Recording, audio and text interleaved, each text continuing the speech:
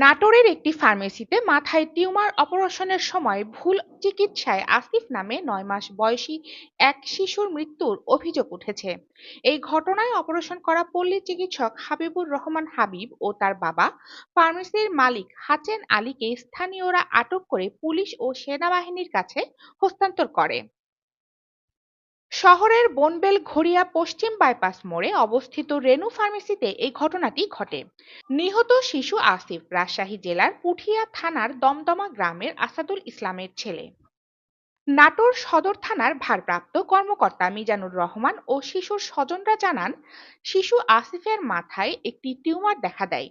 পরে তারা পল্লী চিকিৎসক হাবিবুর রহমান হাবিবের সাথে পরামর্শ করলে পল্লী চিকিৎসক হাবিব অপারেশনের জন্য বলেন এবং শহরের বনবেল ঘড়িয়া পশ্চিম বাইপাস মোড়ের রেনু ফার্মেসিতে আসতে বলেন।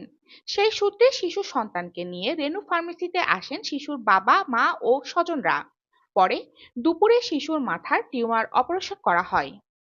এই সময় চিকিৎসকের ভুল অপারেশনে শিশুটি মারা গেলে শিশুটিকে ঘুমের ইনজেকশন দিয়ে জানানো হয় শিশুটি এখন ঘুমাচ্ছে, আপনারা বাড়িতে নিয়ে যান। বাচ্চাকে ডাক্তার দেখাতে আনিছে, বুঝতে পারছেন? দেখাতে এই ডাক্তার ছবিটা তুলে বলছে আমি পারবো অপারেশন করতে।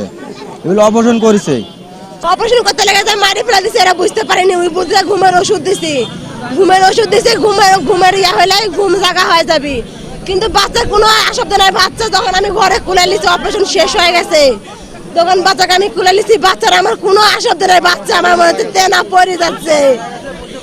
আমি আর সুস্থ বিচার চাই, আমি বিচার চাই,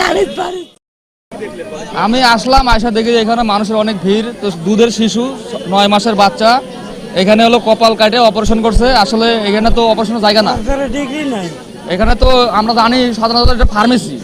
এইখানে ফার্মেসিতে এটা অপারেশন করছে, করাতে বাচ্চাটা মারা গেছে। আমরা এর ন্যায্য বিচার চাচ্ছি। চিকিৎসকের কথাই এলোমেলো মনে হলে তারা সেই চিকিৎসককে অবরুদ্ধ করে সেনাবাহিনীর সদস্য সহ পুলিশকে সংবাদ দেয়।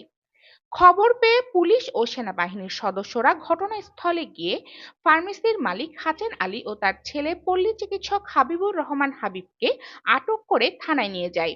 তবে এই ঘটনায় থানায় এখনো পর্যন্ত কেউ কোনো অভিযোগ করেনি বলে জানা গেছে।